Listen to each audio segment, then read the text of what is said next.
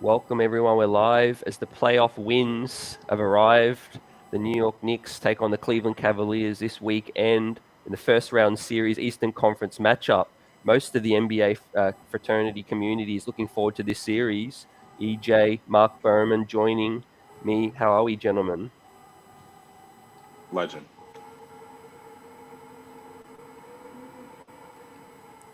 Mark, how are we doing? I'm doing great. I'm sorry, we're in a big windstorm here in Florida, so I'm right by the intercoastal, so I'm having a little trouble hearing. The wind is howling here in South Florida, unfortunately. But yeah, I'm doing great and watched some great play-in basketball last night, and can't wait for Saturday night. I mean, it's a long break for the Knicks, and I think that bodes well, obviously, with Randle trying to get back, and Thibodeau, a great coach, having more time to prepare. Yep. EJ, how are you feeling? Doing great, doing great. Been a while since I've been on, but it's always great to be on with you, CT, and always a pleasure to be on with the legend, and that being Mark Berman. So just glad to be on. It's playoff season, it's playoff time, which is always great. And it's great to be able to talk about a team that seems to be, at least in the national conversation and the local conversation, have a possible chance of doing some damage in the first round at least. So it's a great time to be a Knicks fan. Yeah, it is. Fantastic time. Let's start with the matchup. Cleveland Cavaliers. It's been juicy matchup throughout the year, Mark. But is this the best matchup in favor of the Knicks' chances of making it to the second round, do you think? I don't think it's that great a matchup, to be honest, because Donovan Mitchell is on the other side and not on the Knicks. And you get a feeling that he's going to be so super pumped. Maybe he'll have too much adrenaline and it will work against them. But listen, everything is about Julius, in my opinion. And after a long regular season, where Julius played every single game, 77 games, and then gets hurt against Miami. You know, practice today, he still not here for contact. I still believe he's going to be suiting up for game one. Kind of Julius is going to be there for the Knicks. They need him to be great. He obviously, in his playoff debut against the Hawks, he was not good at all, and the Knicks didn't stand a chance. And I think it's the same storyline.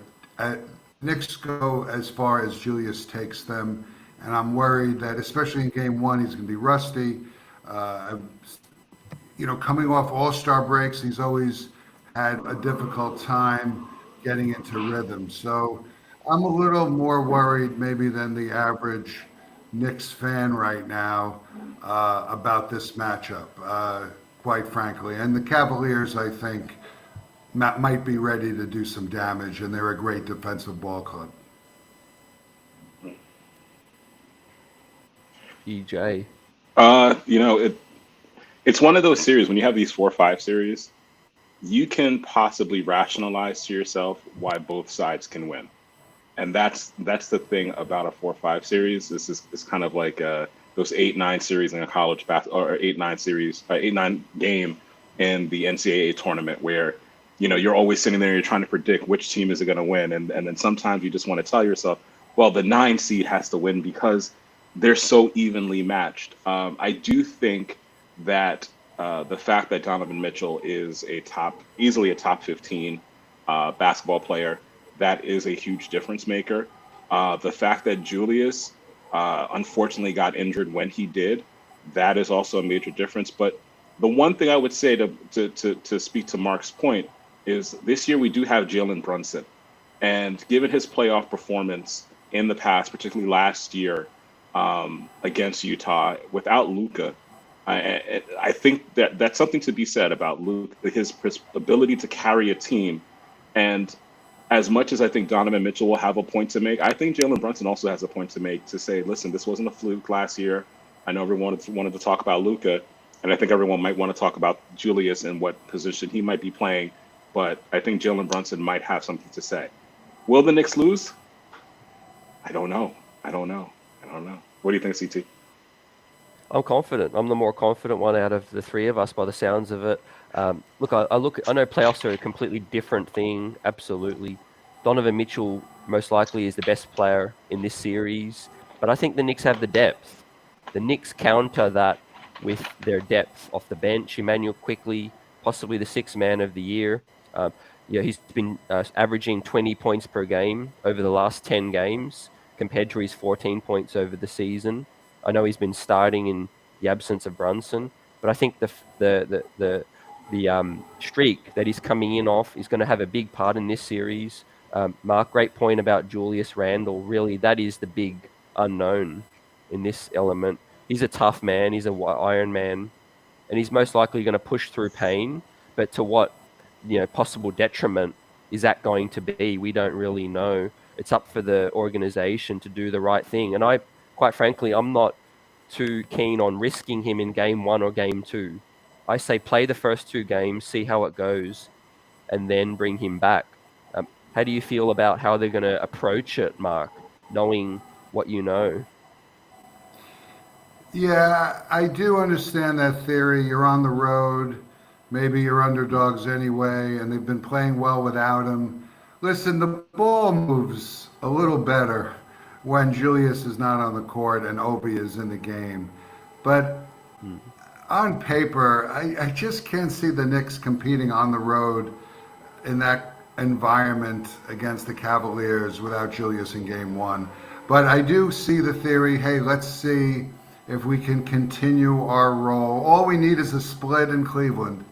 1-1, come back to the Garden, and the Garden is going to be a deafening, roaring arena. So you see what happens in game one. You give Julius a few more days to rest. I could see that, but I also see Julius saying, I'm playing. I mean, this guy did not want to come off the court that night as his ankle was falling off. He was hobbling around and wanted to stay in the game. I mean, he plays through pain as most NBA players do not. And he played the first 77 games. And you look at the load management, like maybe Julius doesn't get hurt if, he was rested that night, obviously, or if he had a couple of days off during the season where maybe he's not as worn down, his feet aren't as worn down. We'll never know. But that's where the load management makes sense. You give these guys a break here and there, and then they don't get hurt. And Julius gets hurt at the worst time of the season. Yeah, that's the concerning part, is that had this been, game 60 or game 65, that difference in terms of 3 weeks and the ability to rest Julius creates a different outlook for this matchup. I think that if Julius were at full strength for what a team could be, or at full strength at the end of a rigorous and difficult 82-game season, that's different. I do think, though, the difference, and I'm going to keep on coming back to him, but Jalen Brunson, his experience in the playoffs, the maturation of Emmanuel Quickley, I think that's going to be something that might make the Knicks possibly steal a game in Cleveland. I think it's definitely a possibility. And I think the other thing that works in the Knicks' favor is the NBA loves primetime games, primetime matchups, and ensuring that this NBA schedule for the playoffs is going to stretch as much as possible. So whether Adam Silver is being conspiratorial and wants to, have a schedule that works in the favor of the Knicks, I think that's more accident than anything else. But the fact that I don't think that they're going to be playing games every other day, but it'll be like every day, and then like maybe 2 days off, that's really going to help, hopefully, Julius in terms of his ability to recover and possibly get some of the rust off after a possible game one or game two. Yeah. So you're saying that the referees could be making certain calls to give the Knicks an advantage, like the referees may have done some things last night with the Lakers to get them through. I totally agree with you. Listen, their TV contracts coming up. I agree with you. Their TV contracts coming up, and the drama. I mean, this series has so many storylines to it that it writes itself in terms of being perfect for TV. And I'm someone who stays away usually from the conspiratorial, but if you can get and squeeze out as much drama from this series as possible, it would behoove you, if you were the NBA, not to at least entertain to some extent the drama that exists here. One area where I'm looking at Randle's absence is definitely going to be missed is the rebounding. That's the clear edge this Knicks team has, Mark, over the Cleveland Cavaliers. Ranked 25th in the league in rebounding. The New York Knicks are ranked 3rd in rebounding. Mitchell Robinson's going to do great, but he can't maybe out-rebound for the whole series, these trees.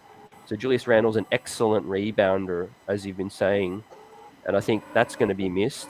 But the New York Knicks do play faster as well. So that could be to their advantage, playing the big men.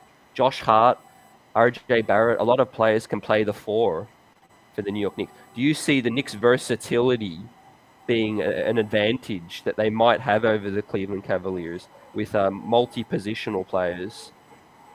Yeah, well, that's what Leon Rose and Wesley put together, a roster of very versatile guys. Josh Hart being a great example, and that's why they made the trade. When you talked about rebounding, yeah, people don't talk about Randle's rebounding. He's a terrific defensive rebounder, and it could be missed. Even if he's healthy, maybe he's not going to be strong enough inside. But listen, the Knicks are a much quicker team than they've been ever. Jalen being part of that, pushing the pace. It's a big edge. But I will say that interior size for Cleveland can make up for a lot of mistakes. Mobley is getting Defensive Player of the Year votes. Jarrett Allen has always been one of the most underrated players in the NBA. So, Jalen loves to go inside, get the ball inside, and he's going to be met, by a wall of Cavaliers. And also, if so, they do move the ball and they're quicker without Randle. So that's where Obi comes in.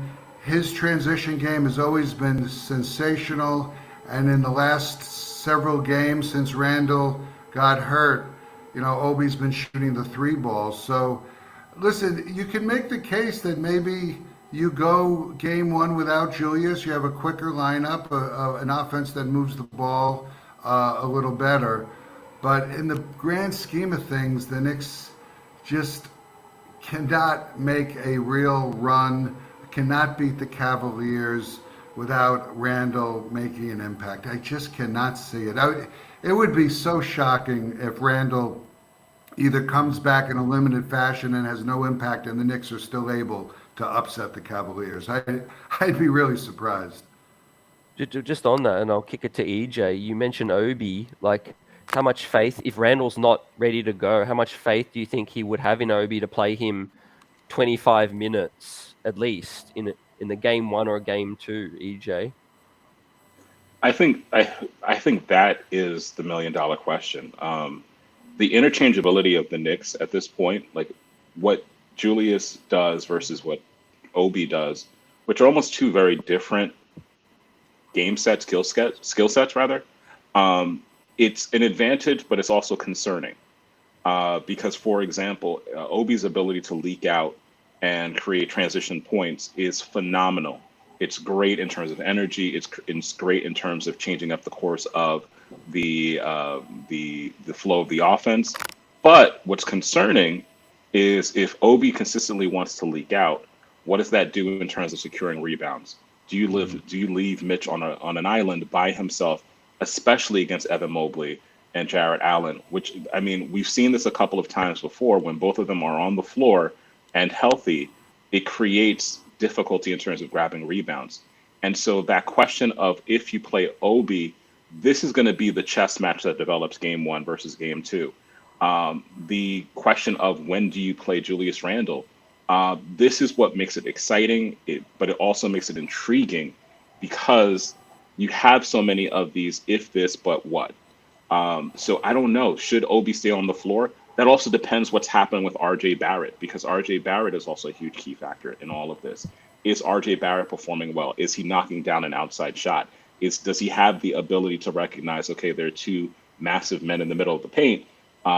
Will he have the ability to hit that outside shot and so thus forcing another question in terms of defensive rotations.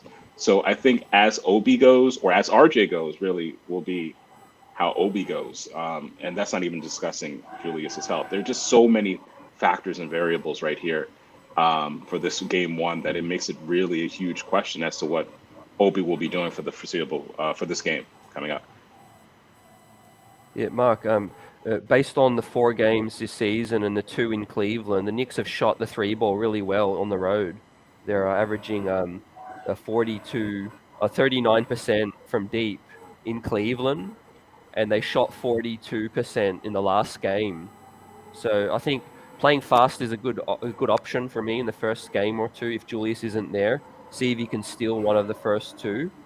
But with that said, also RJ Barrett's shooting not been great recently.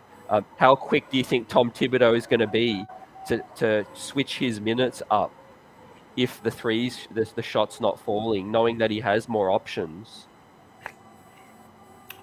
Yeah, I mean, RJ is really an X factor in this series.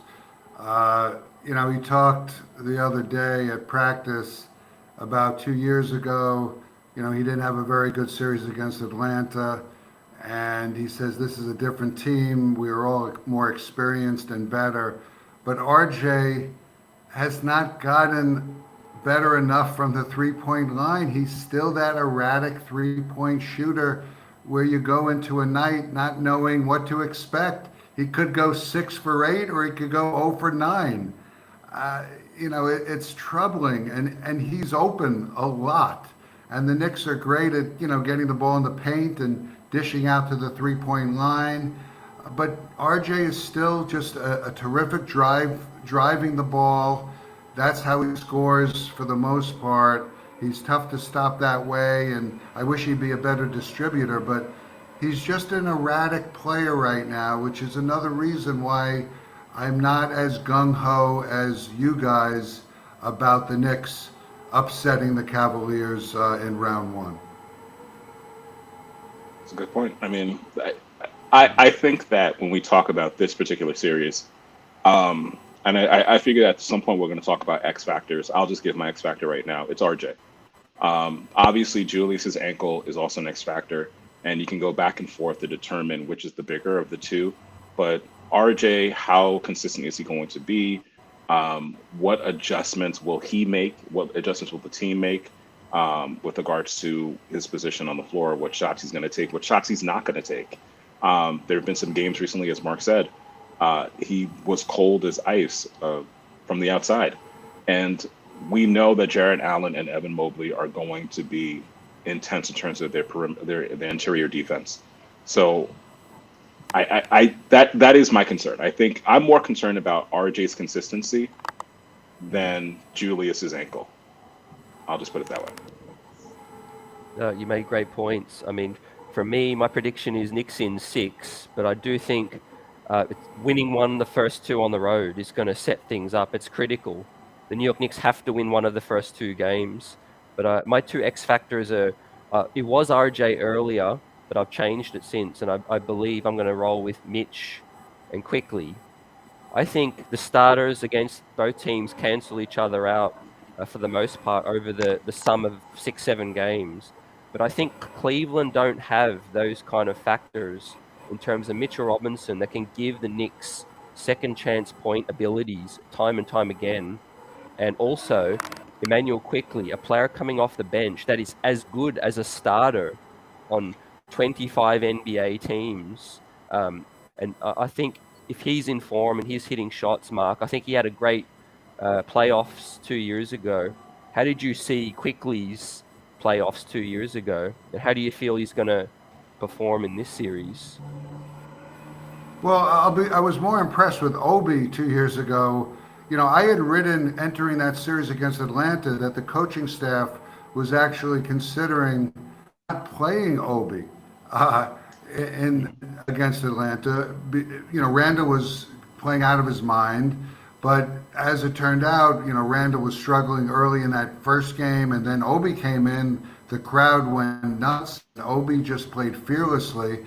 Emmanuel was okay. I don't think he made a big impact against Atlanta. but he's a much different player. Listen, I know he was talking today at practice and crediting Johnny Bryant once again for his emergence, calling him one of the greatest coaches he's ever been with. But you have to give some credit to Tom Thibodeau, taking a rookie who was drafted 25th. A lot of teams would not have picked him even at that spot. A lot of scouts going into that draft looked at him as a second round guy. And Tom Thibodeau is the head coach. He's managed his minutes over the last 3 years, and now Emmanuel has emerged as a sixth man of the year candidate, although it seems from early returns that this is no sure thing that he's going to win the award. Brogdon and Portis, they're getting some support. But I think Tom, a lot of people were upset. I know Emmanuel Camp last season was upset that Emmanuel was not getting more minutes, before until the end of the year. But he's just become a two-way threat. Defensively, he has become a dynamo. Getting through screens, he's got a great basketball IQ on the defensive end. We can't say that about Obi yet, but Emmanuel has really surprised Tom with his defense, and that's kept him on the court even as much as his versatile offense. Three-point shooter, could do the mid-range thing, has that floater still. Just, he's a great bench player, but no one's mentioned Karis LeVert of the Cavaliers coming off the bench, and this guy can put up points, and he did so in the bubble, with the Nets during the bubble tournament. He was extraordinary. Well, even before the bubble, he was great the entire bubble. This guy is another underrated ball player, and he could have a big series and could be the X factor for Cleveland. He's okay. No comment on that, CT. Yeah, we know how we feel about former Nets. This is what makes this series so interesting, is that for every point that we make, you can come back and counter and have a contradiction and counter it with the point. So, for example, if we discuss Jalen Brunson, the quick rebuttal is, well, the superior player is Donovan Mitchell, but then you can come back and say, well, what happened in the playoffs last year? With IQ, it's well, as you mentioned, Mark, it's Karis LeVert. But I also will say that there's something about the development of IQ over the course of this season. The question is, and I'm stealing this point from CT, which Cavaliers player, I always cite my sources, which Cavaliers player or which Cavaliers players have grown as much as an Emmanuel Quickley, and to a lesser extent, a Quentin Grimes. And so I think that's one of those questions that, does it influence what happens in the playoffs? Obviously, we know the playoffs and the regular season are two totally different entities. But does that then give Knicks fans more hope in terms of IQ having made, in the words of Walt Clyde Frazier, a quantum leap in this particular season? And does that have some bearing on the possible outcomes of several games this season, this playoff series? You made some great points. I'll leave you with this, Mark. Talk to us a bit about Tom Thibodeau. You know him as well as all of us. This coming to this series, it's huge for Tom Thibodeau. Really, I know he wanted Donovan Mitchell, and I know how much you wanted Donovan Mitchell. In fact, I don't know who wanted Donovan Mitchell more. But Tom Thibodeau, he's made the best of what we have. I feel 47 wins, could have been 49, but this is what's going to write the story, what happens in the playoffs. Listen, Tom Thibodeau is a sensational regular season coach. And as we've discussed on this show, you look at the regular season record and it's beautiful, 47-35, I believe, but it's inflated. It's not as real as it looks because Tom does not rest players. He goes after every single game like it's a playoff game. Like the Miami Heat, not that it worked last night, but Miami paces themselves throughout the year. Jimmy Butler doesn't play some crunch time to rest him. Like, it's bizarre how other teams pace themselves during the regular season, getting ready for the postseason. Tom does not pace himself. It kind of backfired a little with Julius. Uh, but he does have an edge over Bickerstaff. There's no doubt Bickerstaff in the play-in last year, Cleveland did not have a nice game plan. They got wiped out, and it was a little bit of a surprise. He's a good coach, but he's not a great coach. And I think what you said about Tom getting 47 wins out of this team, I don't know another coach that could really squeeze out 47 victories. It's funny because, you talk about the great coaches like Greg Popovich, who, worst record in the NBA this year. You need players. But with Tom, he gets the most out of them. He really does. And, he's against load management. But if you're going to take what is the biggest edge the Knicks have going into this series, I think it might be coaching. And I'm glad that Tom has several days to prepare, because no one is more prepared than Tom anyway during a regular season game. And now he's got even more time to get this right. And that's why game one is important if Julius doesn't play, for at least the Knicks to at least be competitive. I mean, I would hate for them to go into game one, get blown out, and because that's going to hurt the confidence level. But if the Knicks don't have Randle and, play Cleveland very close, I think it's a good sign, and I think the series would not be over at all. Nice. And a gentleman predictions now.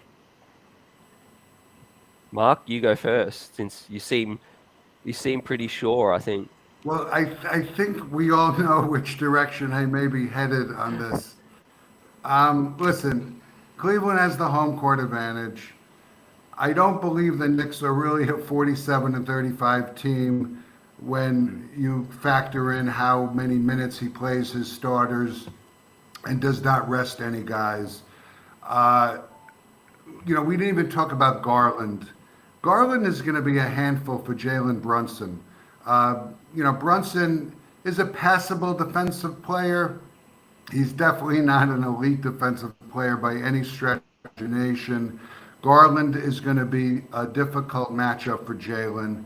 And then on the other side, Okoro, if he's 100%, he's probably going to see time on Jalen, and he's a long defender. That's what he was drafted for, to be a shutdown defender. So, Okoro might give Jalen some trouble. And I think Donovan is going to have a couple of 40-point games.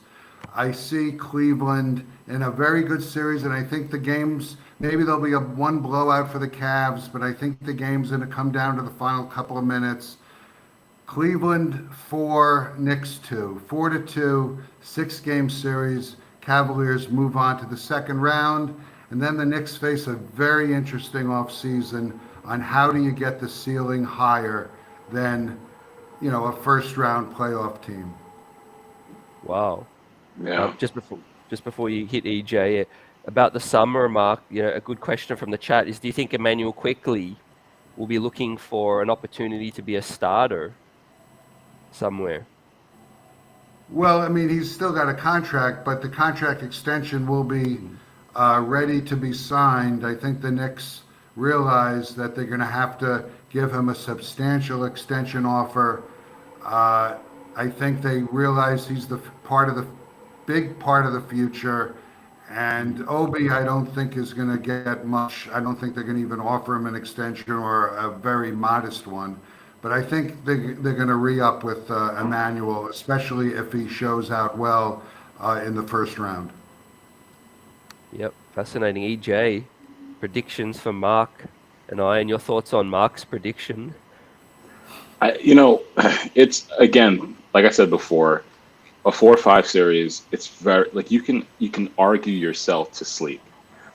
So I was sitting here and I was compelled by Mark's arguments, and I might be the one who's in between you guys, where 5 seconds later I'm thinking the Knicks might win, and then 15 seconds later I'm thinking that Cleveland might win. But I think it comes down to the health of Julius Randle because he provides something that it's a different look. And he provides looks that really changes from the first unit to the second unit. Obi is much better suited for the second unit. It allows for more flexibility and flow for the offense. That second unit, if it's healthy with Obi in it, is very, very dangerous. And while I respect Cleveland's second unit, I don't think it's as talented as the Knicks second unit, especially with the way that Hart and Hartenstein have been playing and the way that Emmanuel Quickley has grown. That being said, I think there's something to be said about the fact that for as much talent as Cleveland's first unit has, don't we find it a little surprising that they're only the 4th seed? So I think that there's something to be said about Cleveland not necessarily being what it should be. And so the question is, can we rely on Cleveland playing to what it should be playing? That's a team with the kind of talent that it has, particularly in acquiring a Donovan Mitchell, that perhaps should have been contending for a 3rd seed and a 2nd seed, particularly as Brooklyn gave up KD and Kyrie. So that being said, I see this being a series that goes the distance, and I see it unfortunately going Cleveland's way. Oh, got to get Sorry. both of you. This is your last, both of your last appearance on the show. Actually, we'll get you back one more time when the Knicks win, and I get to gloat. I mean, look, you all made very rational points, and I actually like when the pressure is not on the New York Knicks. The pressure was on them against Atlanta. They were the better seed, and I think this year could favor the Knicks in terms of a lot of favorite. You know, the Cleveland is the favorite, but no doubt there is pressure on the Knicks. There's internal pressure for them to execute Julius Randle. It's fascinating to see what it's going to happen with that. But Mark, really appreciate your insights. Let's see what happens. Be well, enjoy the tennis, and any final thoughts? Well, I was waiting for your prediction, but I guess you'll do it later in the show. But he's gonna say Knicks in 6. I gave it. I said Knicks in 6. Oh, you did say Knicks in 6. I'm sorry. Yep. I'm not surprised. Yeah, well, I can elaborate if you want me to. I think the Knicks are going to win one game on the road. It might be game 1. I probably feel better about game 1 because that's a chance when you can steal a game, I feel. And then I think they're going to win both games at MSG, but the challenge is going to be closing it out. We know that's the most difficult thing about winning a playoff series is actually closing it out because the team that's behind gets desperate. And the New York Knicks execution, the pressure, all of that is going to be difficult. But I think they've got to win one game in Cleveland, both games at MSG, and then they'll have a chance to close it out again in a game 6. So, well, you have them up 3-1 at some point of that series, and then probably losing in Cleveland, closing it out at the Garden, closing it back out again. No, that's a good way. But for the Knicks to go up 3-1, unless Randle is 100% or close to it, I can't imagine it. But no, listen. The Knicks have surprised all year, so it's not going to be shocking if they bump out Cleveland. I think a lot of the nation will be surprised, but I think people in New York who've seen every single game, I mean, it's been a great season, and it's not a shocking thing. But a 3-1 advantage, that's going to be interesting if that could happen.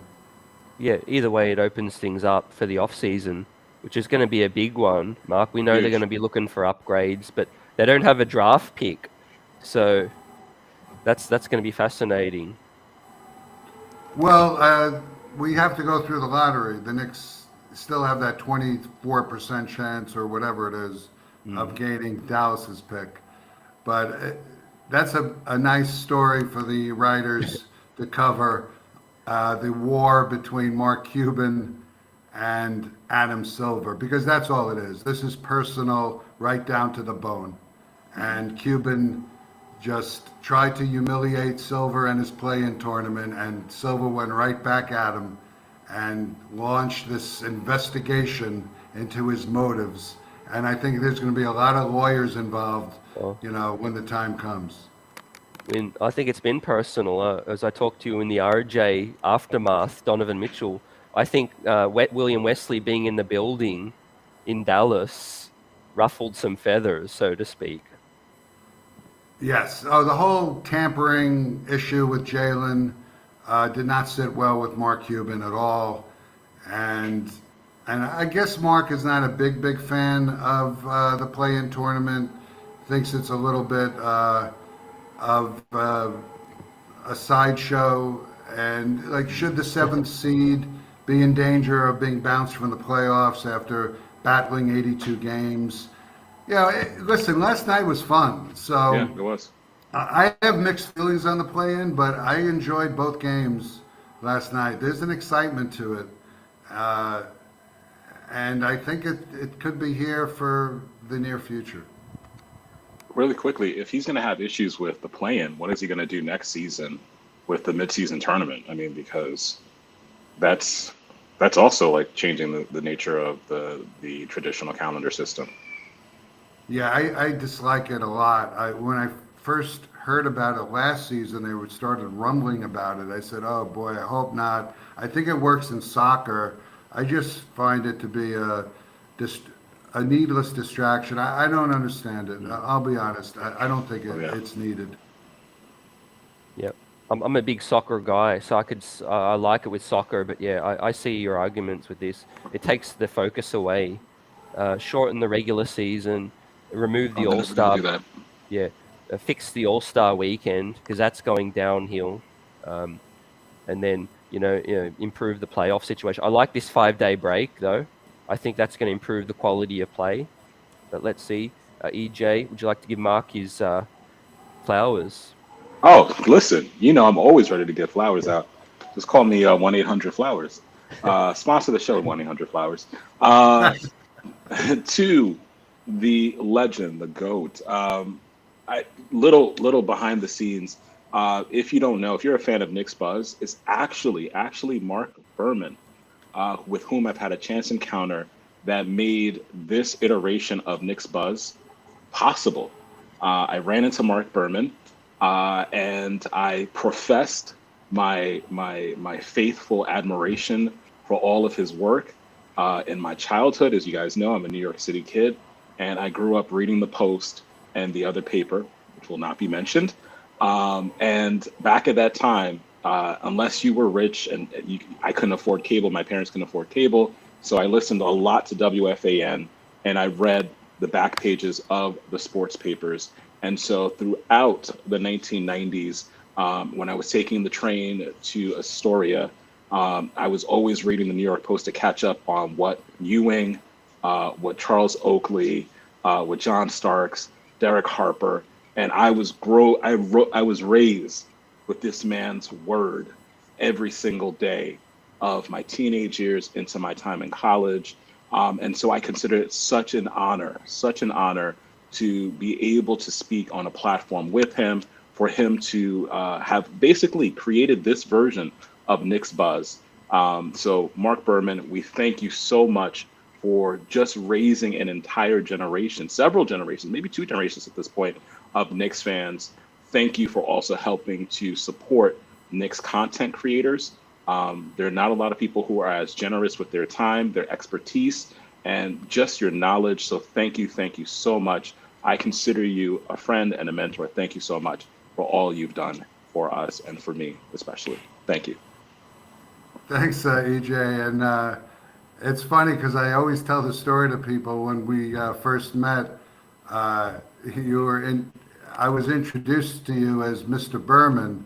You didn't know, who I, weren't sure. And you said, "Oh, by the way, are you related to MARC BERMAN?" I'm like, "Which MARC BERMAN?" MARC BERMAN from the Post. And I was like, "Yes, I am MARC BERMAN."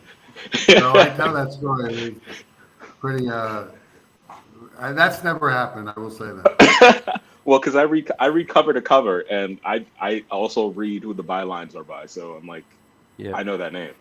So yes. No, I mean, you're always entertaining, Mark, and we always, some Nick fans, and we don't agree on a lot of things all the time, but some things we do. but we always appreciate your honesty. You know, I think there's been something missing, you know, from fans that I've been hearing, and me personally. Like, we like to hear perspectives from everyone, and there definitely is something missing. But really happy for you and your accomplishments in retirement, and you know, seeing you still invested in the Knicks. You know, you're retired. You don't have to comment online and things like that. But it's the playoffs. We know how much you're going to miss, you know, that opportunity. But we know you won't be far away. So definitely keep giving us your thoughts. Yeah, thanks so much for the invitation. I mean, this is really the time of year where I started to feel a little pang of regret or whatever. I mean, this is the time of year you look forward to as a beat writer. You go through 82 games on the road, and some of the games, you know, kind of become repetitive. But this is what it's all about. And to have a whole week to hype it up, I mean, the beat writers are in their glory right now, getting a chance to hype up this series like it's the Super Bowl. But I really appreciate the kind words, and yeah, it's great to just keep my hand in it, and I'll be obviously glued to the set for the entire series. And I think Knicks fans are really looking forward to this series. I know it was so bitter 2 years ago because that was such a great regular season, and have it end in a very rough manner against Atlanta. I think they can taste it this year. Obviously, Knicks fans aren't going to be happy that I do believe the Cavaliers are going to take this series, but it's going to be a fun, you know, week or week and a half. I think it's going to be a great series, and I think it's going to be probably the best first round series the NBA will see. Definitely. Yep. Flashback to 1999, where you were, or the year after 1999, you started on the beat. But yeah, fascinating, fun times to look forward to. Mark, take care, and we'll chat soon. Thanks so much, guys. I really Bye, Mark. enjoyed it, and hopefully, CT, your prediction will come true, and It EJ will. and I will be wrong. Gladly. It will, No and I'll be buying you the newest cap. It's Knicks in 6. So you can wear it on the next appearance. Thanks. Bye, Mark. Guys, take care. Mark Berman, the legend, formerly of the New York Post. Got another legend, EJ, New York City, Massive. diehard fan. How we feeling, just generally, you know? I mentioned 99. We were there, you know? I Yeah. mean, that was one of my most favorite times as a Knicks fan. Yeah, listen, I mean, what makes fandom great is that your fandom will be marked by, no pun intended, because of Mark Berman. Your fandom is marked by these kind of playoff runs. So if you're a Knicks fan and you're of a certain age, you remember '94. If you're a Knicks fan, you remember '99. And we remember what happened in 2011. We remember what happened in 2015.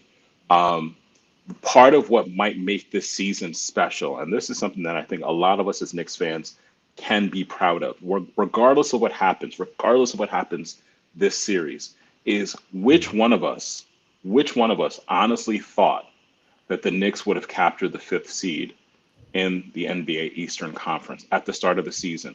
Let's all be honest. I did not predict this, and I have no shame in saying it. I thought 7, 8 seed. I'm proudly wrong about that. But whatever happens, this is a massive, massive, massive win. And the one thing I did say at the start of the season is that as the season plays out, teams start to reveal who they are. And it not only has an impact on this particular season, it has an impact on the following season and the season after that. So this is a huge season. I mean, this is a huge series, rather, because this offseason is going to be massive, guys. This is going to be a huge, huge offseason for the New York Knicks. As I mentioned before, Chicago probably going to blow it up. Big time. Toronto, what are they going to do? And let's even throw this out here. If Cleveland loses, and I tweeted this and I texted this to CT, if Cleveland loses after having made the Donovan Mitchell deal, what do they do? Because at this point, you went all in on Donovan Mitchell. Like those assets are gone. And this first season with Donovan Mitchell, it's pretty much shown that, this was the heights that you could hit a fourth seed and getting defeated by, of all teams, the team that he clearly wanted to really go to. So this is really a great, great season. And this series is going to be ooey gooey goodness of drama. So I'm here for it. I'm ready for it. CT, what are your thoughts, man? Yeah, there's so many layers that we could talk all the way from now all the way till when game one starts, and there will still be more talking points. So, but at the end of the day, I do think that the Knicks are going to be tested. Definitely, the playoffs are a different thing. We don't know how guys like Quentin Grimes, Mitchell Robinson's first playoff series. I forgot to mention that he was sorely missed 2 years ago. But I do think guys like Brunson, Randle, I think RJ will make us proud. I do think these guys with a little bit more years of experience under them will handle the playoff setting a bit better. And I do think we could be more physical than Cleveland. We know Jalen Brunson likes to play physical. Josh Hart, RJ, Grimes, Randle, they're all physical players. And I think we have the edge. I really can see that.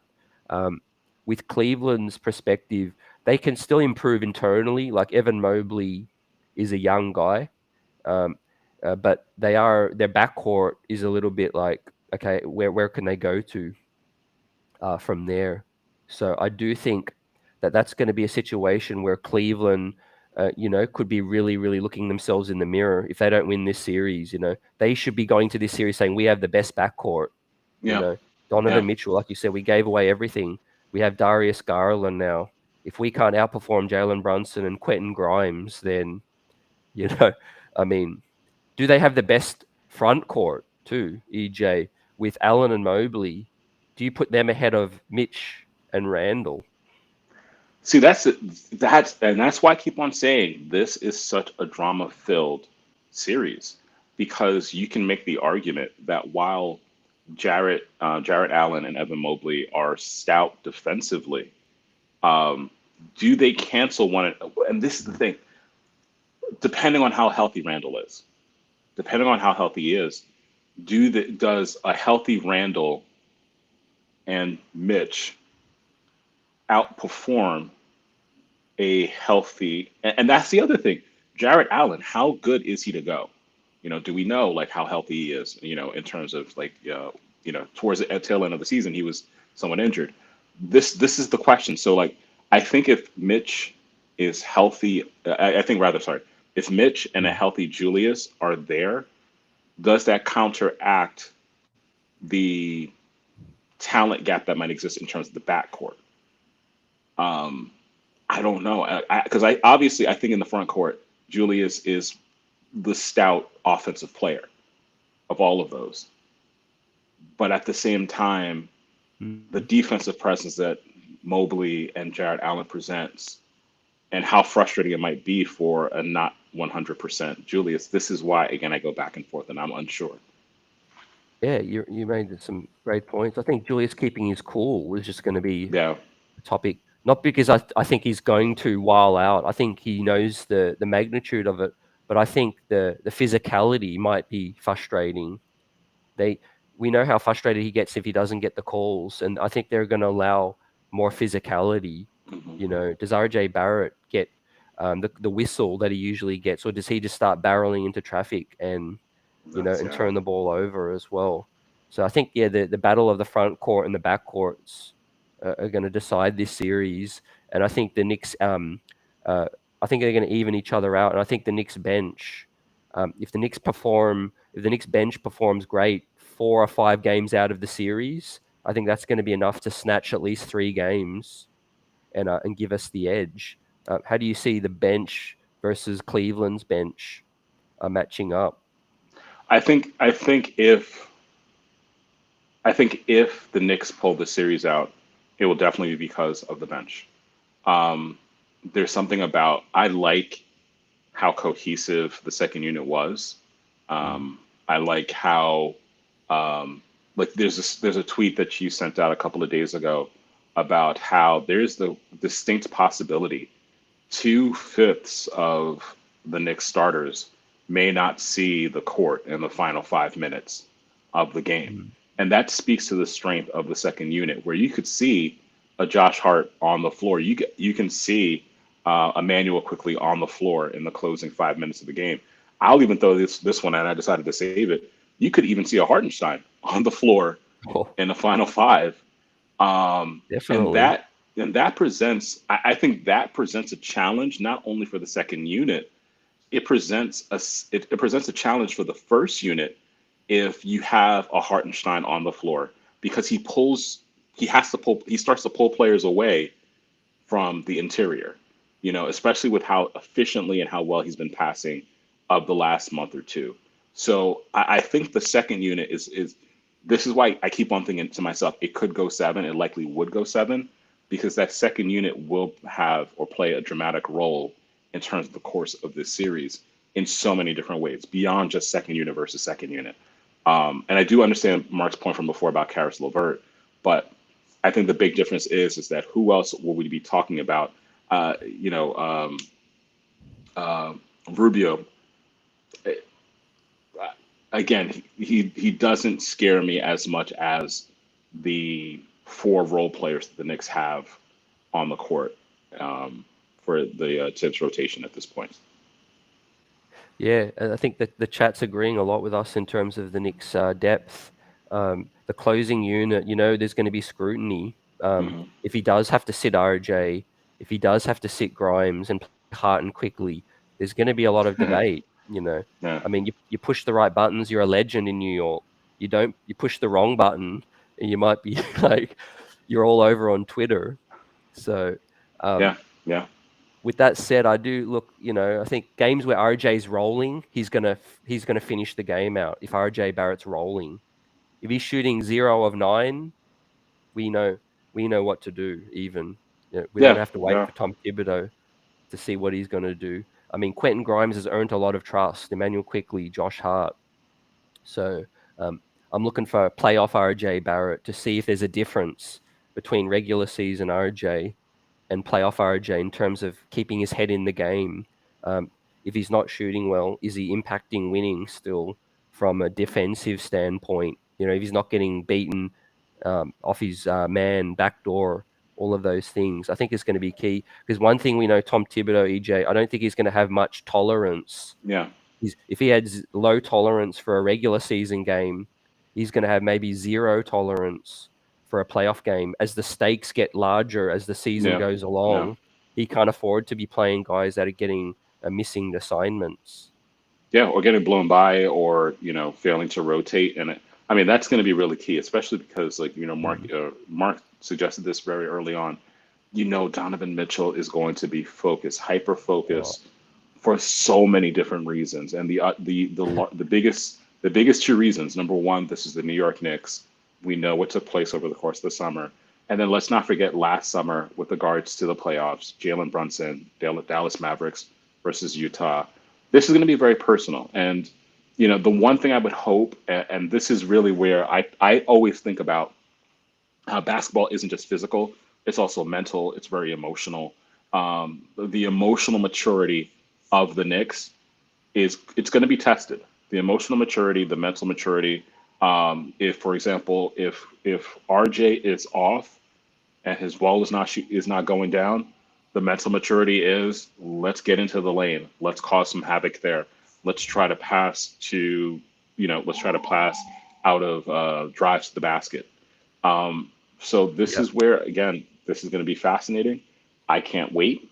I really can't wait. I know that we're going to be covering this, and we're going to be spending a lot of hours dissecting every aspect of this playoff series. And let's just say this too. For every game the Knicks win this series, that is further maturation for key players of the Knicks' future. Every playoff win we win this year, Quentin Grimes is going to be that much better of a player next season. Emmanuel Great Quickley will be point. that much better of a player next season, because Yeah. we're asking them to do things for this series that they've not been asked to do ever before in their professional basketball career. Mm. So let's Yeah. not let's not forget to celebrate that level of growth, not just from the regular season, but playoff experience matters, and it matters a lot. And if Grimes can get it, if Quickley can get it, even Obi, that maturation and development will be huge for next season. Definitely, I think a lot's going to be to gain from the playoffs. They will lose something as well if they don't progress. But I do think that this series itself, there's a reason why everyone's so excited about this series, EJ. It's a great matchup of a defensive demon beast and an offensive, unexpectedly great offensive team, and the two collide. So I'm going to be looking at each game. I'm just saying, can the New York Knicks offensive power overpower a great defense? And I really haven't watched a lot of Cleveland outside of the 4 games. Yeah. So I'm really interested to see, okay, how good is their defense? Like, Yeah. what is going to be their scheme to limit Jalen Brunson? And if Julius Randle's healthy and our shooters are shooting well, how is their elite defense going to step up and handle that? That's the biggest question mark I have for Cleveland. And for us, the biggest question I have is, can we execute? Can we stay out of our own way?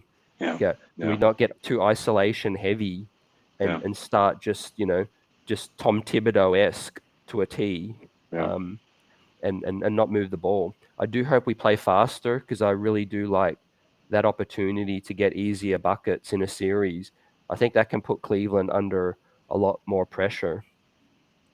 It's funny you should say that, because as I was getting ready for today's show, that was one of the things that I definitely wanted to stress, and you already hit it, is, I grew up listening to sports radio, New York City sports radio, and one of the things that often frustrated me was that the analysis was always unidirectional. Like, we're looking at it solely from the Knicks perspective. Will the Knicks execute? Will RJ show up? Will Julius be healthy? How much maturation has IQ undergone this season? We can't forget we're playing an entirely different organization for 4, 5, 6, or possibly 7 games. And so we have to kind of look at it from the Cleveland perspective as well. What are the deficiencies for Cleveland? What are the things that Cleveland Cavaliers fans are saying about their team? Because it wasn't too long ago that, Cleveland showed some real holes as a team, as a roster. About 6 weeks ago, 8 weeks ago, there were real questions as to whether or not they were going to be able to hold it together. So I think that's the thing that we have to think about, not just looking at it from a Knicks perspective, but try to figure out what's also happening with regards to the Cleveland Cavaliers. Do they have the mental fortitude? Do they have the maturation to do well this playoff season, this playoff series? Because again, in my opinion, when you have a Donovan Mitchell, top 15 talent, easy, it's not arguable, or it's inarguable rather. Why did they only get the 4th seed? What are those undercurrents? What are those storylines that we're missing from Cleveland's perspective that might better inform the Knicks' perspective? So that's something for us to pay attention to. Yeah, and I've not really done a deep dive, so I can't really claim to know the Cleveland Cavaliers inside out. But from what I see on the surface, their major weakness is rebounding.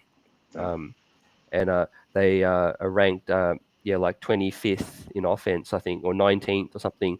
They average 112 points per game. The New York Knicks are 116 points per game.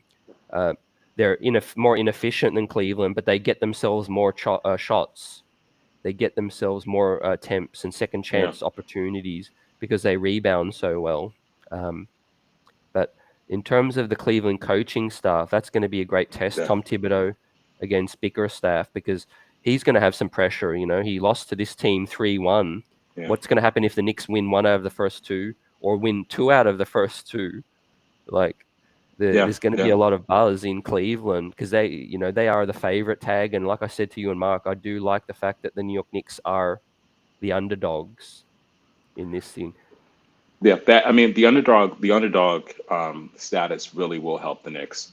The fact that they'll have the ability to play several, an additional road game, and the Knicks' record this season in terms of road games, that's also going to be somewhat of an advantage. I don't know, and I don't understand what it is about them having their ability to win as many road games as they did all season. That's amazing.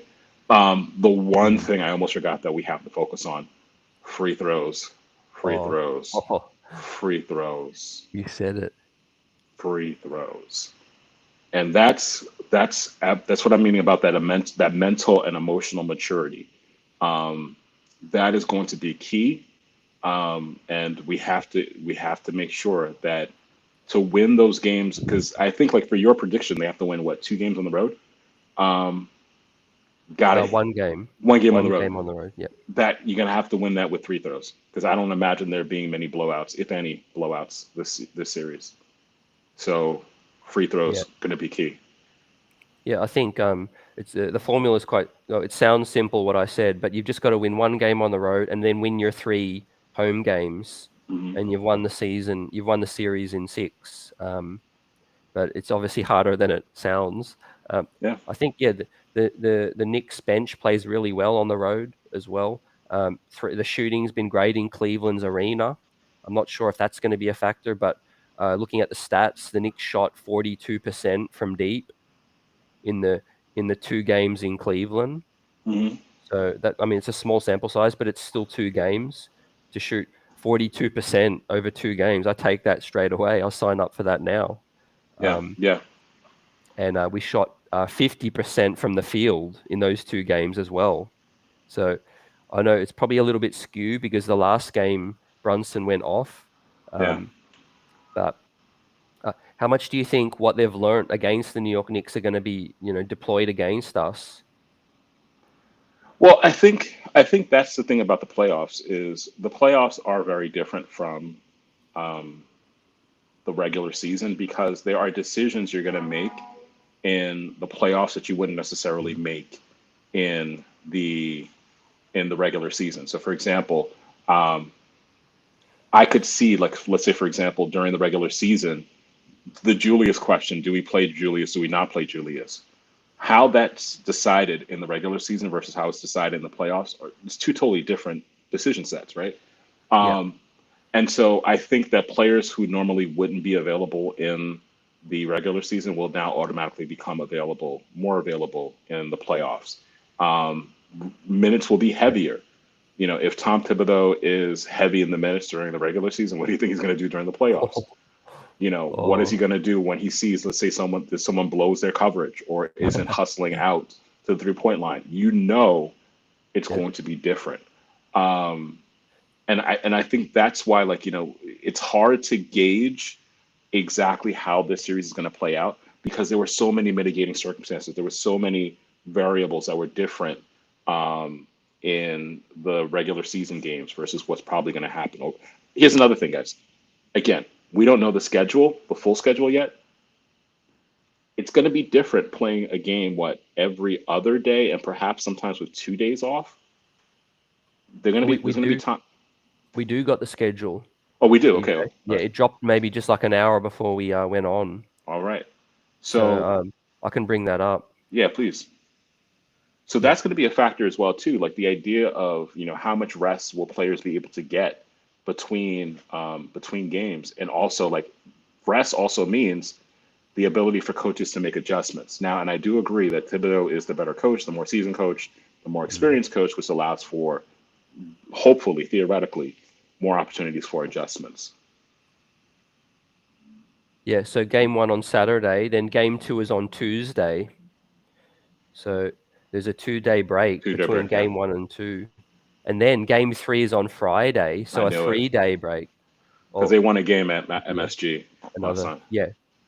Yeah, they Another definitely want to win 2-day a game. break. Yep.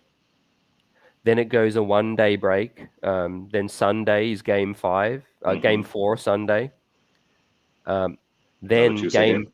game 5 is Wednesday. So there's another 2-day break. Wow. Yeah. Yep. That works in our favor, bro. Like, honestly, and I didn't even know that they had dropped the schedule. I was waiting for it before we had gone on. That's a Mm. huge, huge break for the Knicks, because you're not talking about the intensity of every other day. That gives time for adjustments. That gives time. Here's another thing. Let's not forget this, guys. The way Jalen Brunson plays, you Oh, yeah. know, you know he's going to end up on the floor at least 6 times. At least 6 times for the first game. So with a couple days off, gives them time to rest, to recuperate, to get ice, to get treatment. So all of that is so important. And so that's why I don't like necessarily always making the comparisons to the regular season. Playoffs are a different animal. Even the scheduling is different. Yeah, you're right. It plays a huge factor, I think. And, there might even be injuries along the way, Hmm. knock on wood, things like that. But yeah, I got the schedule on screen there for you to see everyone to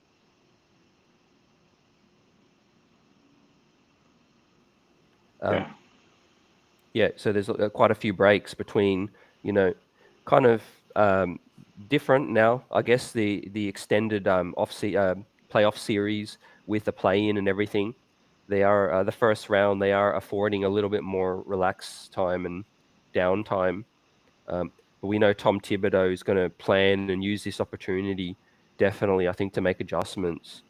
And look, that's another main reason why I take the Knicks to win this series. It's because if things don't go right in game one or game two, even we can bring in different personnel, different Yeah. looks and lineups. Yeah. The way Cleveland play, I don't know if you can mess with that so much because you're gonna want to keep Garland and Spider. You know, the other backcourt players aren't close to those guys. Whereas the Knicks can roll out five different combinations of a backcourt and front court, Yeah. you Yeah. know? Yeah. I listen. I really think this is a series that anyone can win. I really do. Mm. Um, and this is why, like, I'm torn because I can imagine a world where the Knicks wins this. I can imagine. Listen, here's why I think that there's a world in which the Knicks win this series, is Yep. because I can imagine a world in which the Knicks were the 4 seed and not the 5 Yeah. seed. Like if a couple of games had gone differently, the Knicks are the 4 seed and they're not the 5 seed. So the expectations Yeah. would have been slightly different because we would have been looking at the Knicks at as the as the favorites as opposed to the underdogs. So again, I think this is what makes this series so intriguing is that you can really argue yourself to death and say, okay, I can see arguments as to why the Knicks can win. I can see arguments as to why the Cavs win. I will say this, the big argument as to why the Cavs will win is Donovan Mitchell, but I will also say this. Donovan Mm. Mitchell's defense. Especially when he's going to want to save those energy for Yep. scoring 40 points per game. You really Yeah. think he can put up 40 to help the team win and defend like a Yep. defensive kind of guy? And from what I'm hearing, Isaac Okoro isn't 100% either Yeah. going into this series. He's their best perimeter defender. I think we are going to eat them up if Okoro isn't right because Garland and Spider, EJ, they don't have a lot of other options. Ricky Rubio's Oh no, declined a he's lot. he's declined. Yeah.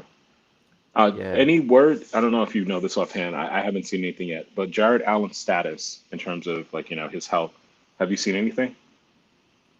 Not to my recollection, but I can feel like he's going to be ready for game Okay. one. Yeah, there doesn't seem to be any cloud over him except for Isaac Okoro, Okay. I think. Now, could they be posturing and just keep it till Yeah. the late In-house. in house and then make a switch up? That's interesting. But given their last game with Mobley and small ball didn't go so well for Cleveland, I think they are going to hope that they can have their two trees, available. Also, we haven't really talked about Isaiah Hartenstein, his impact. If Yeah. Yeah. the options, if Mitch is in foul trouble, we go with him and we don't really miss much. Um, closing units can be different because he can give us a little bit more offense. How do you see the impact of the big men on the Knicks side playing out? I think it will be a tale of two halves. I think that we'll have the typical Mitch Hartenstein Mm, rotational minutes for the first half. I think if Mitch jumps out and is an offensive rebounding beast, that'll mm, go a long way to determining the success and the viability of the Knicks winning. I think the yeah, second half is always the question mark. Like obviously Tibbs will start. Well, Tibbs will come out with his normal rotation, but like once we get to that 6 minute mark of the third quarter, probably a little bit earlier, probably around the 7 minute mark, a lot will be determined in terms of like what happens. And I think that's where the Knicks have an advantage, is that if Hartenstein is on the floor, you know he has the ability to pull interior defenses out more towards at least the free throw line, or at least the center key. So that's important, because then you start to open up your offense a little bit more. And that also then forces Cleveland to lose out in terms of rebounding. So hopefully, and my hope is that that'll lead to, and I'm seeing on the chat that Okoro hasn't practiced yet. So hopefully Yep. that leads to the Knicks being able to steal one of the first two games.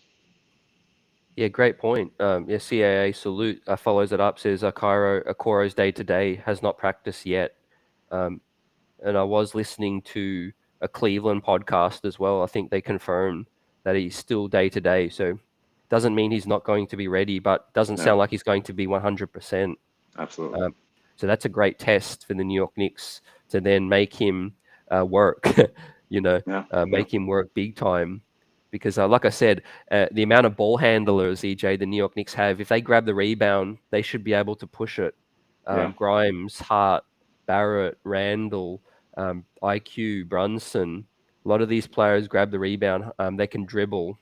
They can dribble it up, because I don't want them to have their defense scheme against Brunson like a yeah, set defense and be able to trap Brunson or absolutely. set up their pick and roll defense.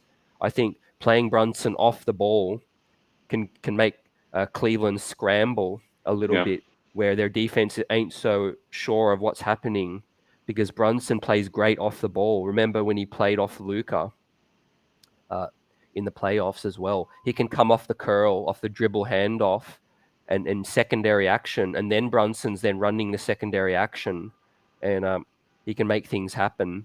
The New York Knicks have been cutting better. And yeah, I yes, think if the yes, Knicks lose this series, for me, if they don't win this series, it's because their offense didn't come to where it should have been. They're a better offensive team, ranked 4th in the league. yeah. Um, it'll come down to execution. Like for them, they have the firepower to win this series. And giving Cleveland credit, if they win, maybe their defense just stymied the New York Knicks, and maybe their game plan worked. See, that's the thing. Like, I think that if the Knicks lose, I think it's very possible that they lose because they Mm. lost and it wasn't that Cleveland won. Mm. Like, for Wow. example, I can imagine where a game is lost because of mental mistakes. I can imagine a game is lost because of free throws, not Technical because foul. technical. Yeah, exactly. Not that Cleveland was the better team. It's just that something that was controllable just didn't quite work the way that it was supposed to happen.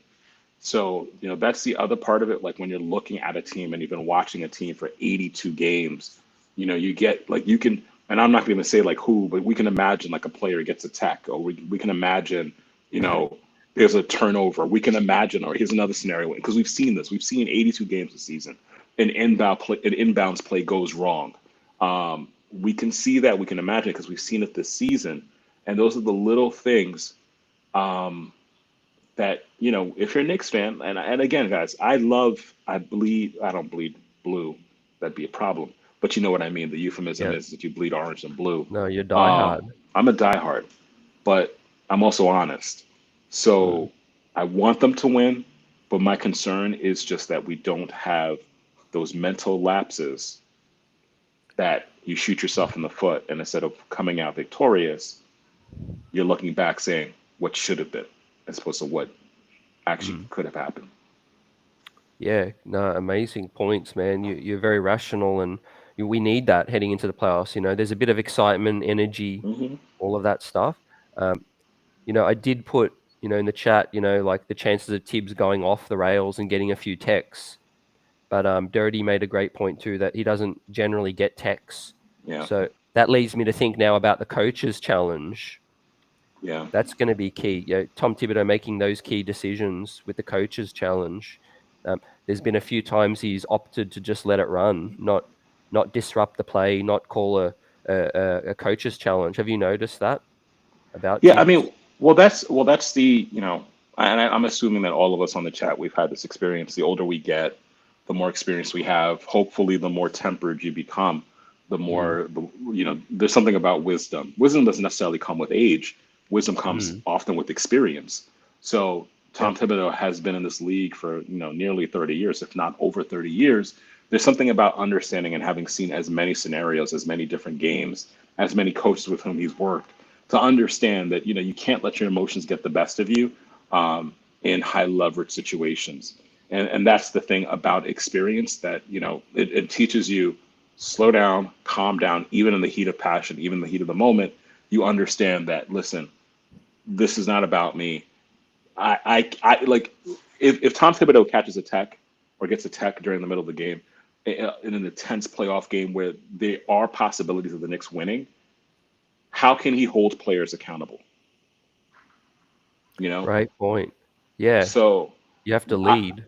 you have to lead. So I would hopefully not expect for Coach Thibodeau to be getting texts in a crucial. And here's the other thing too.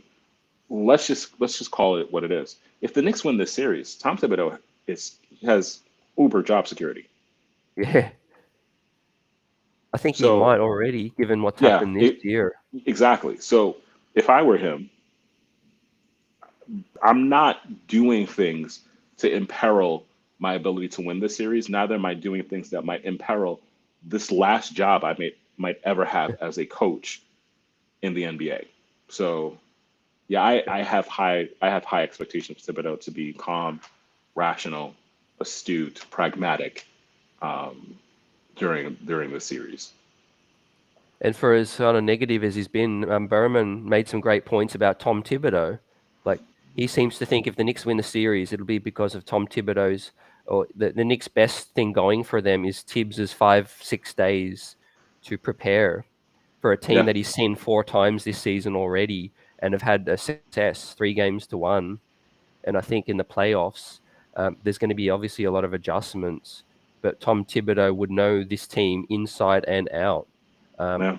Even guys like Emmanuel Quickley, we hear that he requests different edits from the video coordinator about Wow, players' wow. Yeah, tendencies and yeah. all of those things. So imagine how juiced up this squad's going to be and prepared for Isaac Okoro, whoever, Garland, Mobley, um, and let's not underestimate the fact that Brunson has had a bit of rest. Yes, And I agree. I yeah, agree. how do you feel about some of these players like Randall and Brunson not playing for like 3 weeks now? I think part of it, a part of the equation that we've not discussed, in part because it's a sensitive topic, there's something about rest. Rest is very powerful. It's not just powerful physically; it's powerful mentally. It's powerful spiritually. It's powerful emotionally. I think that Julius Randle. It's unfortunate that he got injured when he did. But one of the good things about Julius Randle, like having a chance to sit out, is rest. Like this guy plays so many minutes. He logs so many minutes. The emotional wherewithal, the emotional nature of the game, the emotional nature as to which he plays, that cannot be understated. And so, even though like it was frustrating that he did get injured, that ability to sit and not necessarily um, having to log as many minutes, but also as many emotional minutes, as many mental minutes, being somewhat fresher going into the playoffs, that might be really important for Julius. That might be important for the physical toll that Jalen Brunson's body has gone through this season. So, and here's the other thing too. Um, the amount of pressure that I know that Thibodeau might be able to draw up in terms of schemes, because we know that Donovan Mitchell will have a game or two where he explodes. But can you Mm. win? Can the Knicks still win if Donovan Mitchell goes for 40, but the rest of the starting unit goes for 30? Mm. Great point. And I think if he's shooting cold, it's going to kind of Yeah, demotivate some of the rest of the players, not as yeah, engaged yes, defensively, offensively.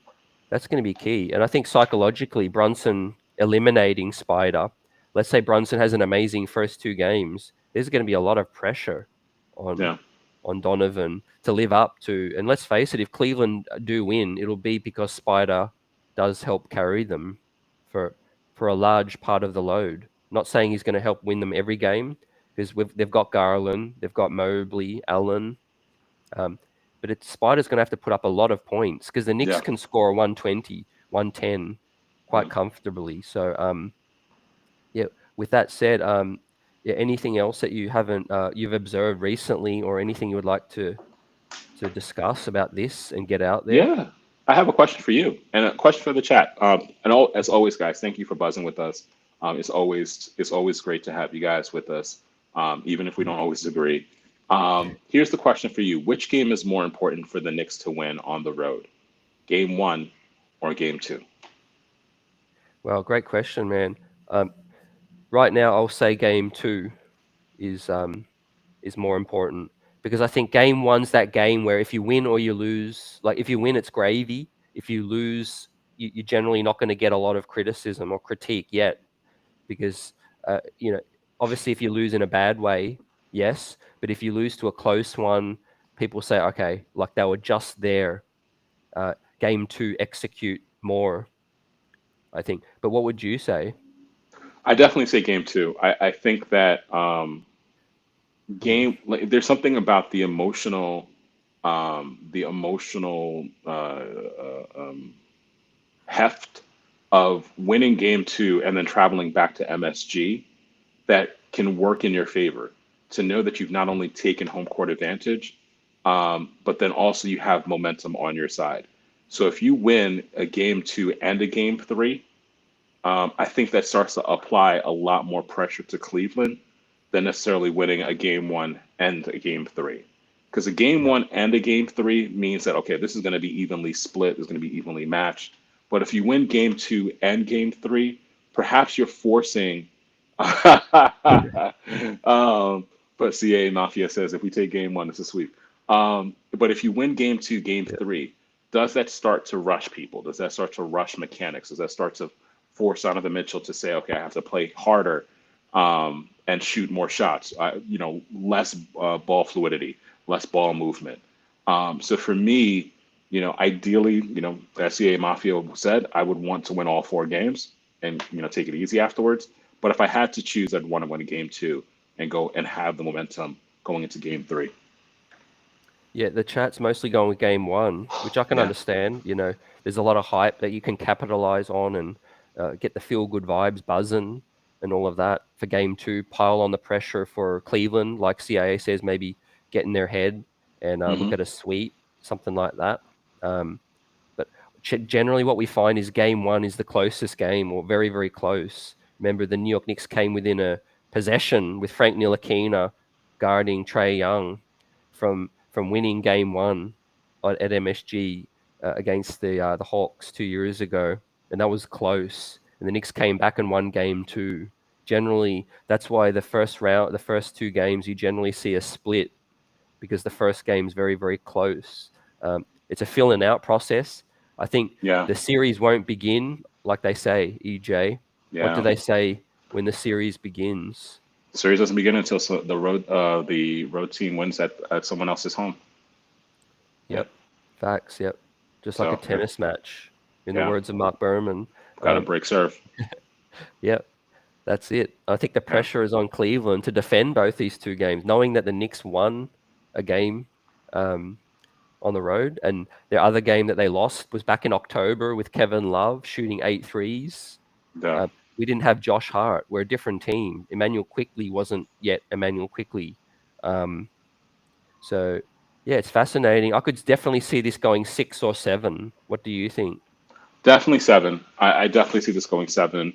I haven't necessarily thought about who's winning what game. But I do think that, the other part of me too is that I definitely see a game where Donovan Mitchell is going to go off and explode and get calls.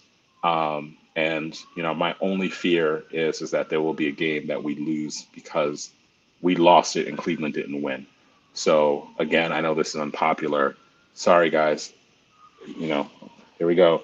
But Cleveland and 7. Okay, 7.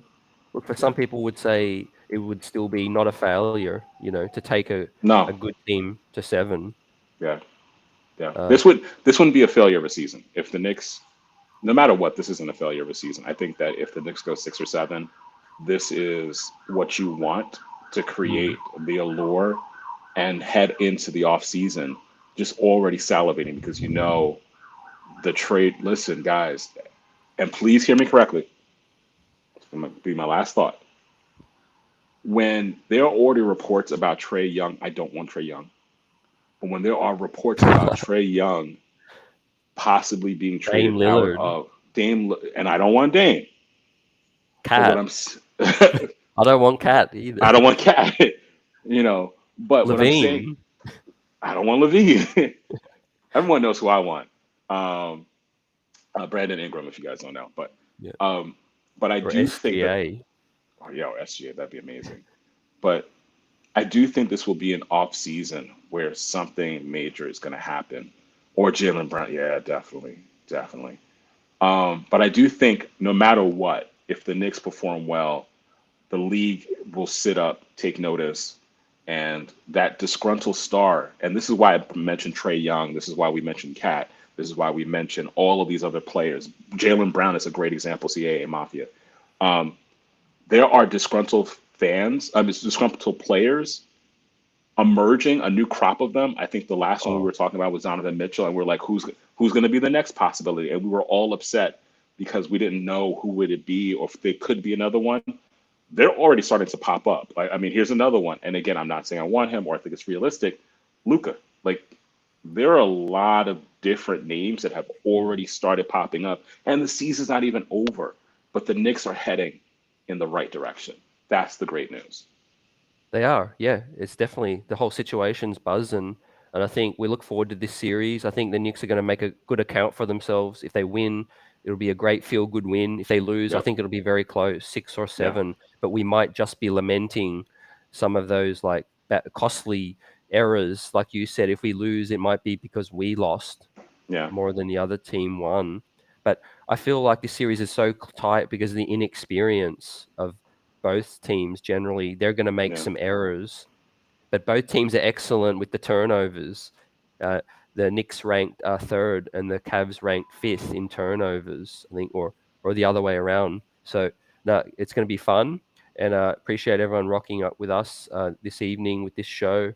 And we've got plenty more coming this week. We've got more guests lined up as well. Keep the notifications on, subscribe. EJ, appreciate you. Let's get it. Playoffs are here. Peace.